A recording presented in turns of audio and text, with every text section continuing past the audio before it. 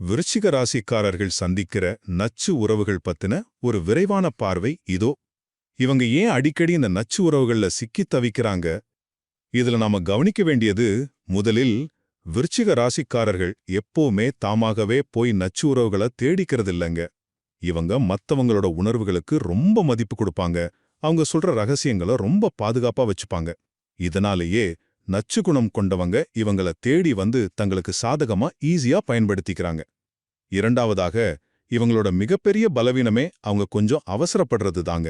ஆரம்பத்திலேயே ரொம்ப அதிகமா பாசம் காட்டுறது, உடனே அதிக உரிமை கொடுக்கறதுன்னு அளவுக்கு மீறிய நெருக்கம் வச்சுப்பாங்க. இதனால ஒரு முறை நம்பிக்கை துரோகம் நடந்தா கூட அதையே ஓயாம சிந்திச்சு தங்களை தாங்களே வருத்திக்கிற உளவியல் சிக்கல்ல ரொம்ப சுலபமா மாட்டிக்கிறாங்க. இறுதியாக, இந்த வலையிலிருந்து எப்படி தப்பிக்கிறதுன்னு பாத்தீங்கன்னா, மத்தவங்க கிட்ட பழகும்போது ஒரு சுங்கச்சாவடி மாதிரி ரொம்ப உறுதியான எல்லைகளை இவங்க வகுக்க கத்துக்கணும். தங்களோட உணர்வுகளுக்கு மதிப்பு தெரியாதவங்க கிட்ட ரகசியங்களை பகிர்றத கண்டிப்பா தவிர்க்கணும். அது மட்டுமில்லாம, இஷ்ட தெய்வ வழிபாட்டோடு நடந்த துரோகத்தை மன்னிக்கவும் மறக்கவும் இவங்க பழகிக்கணும். சுருக்கமா சொல்லணும்னா, விருச்சிக ராசிக்காரர்கள் தங்களோட அதீத அன்பிற்கும் இரக்கத்திற்கும் சரியான எல்லைகளை உறுதியா அமைச்சுக்கிட்டா, நச்சு உறவுகளை முளையிலே கிள்ளி எறிஞ்சிட்டு ரொம்ப நிம்மதியா வாழலாம்.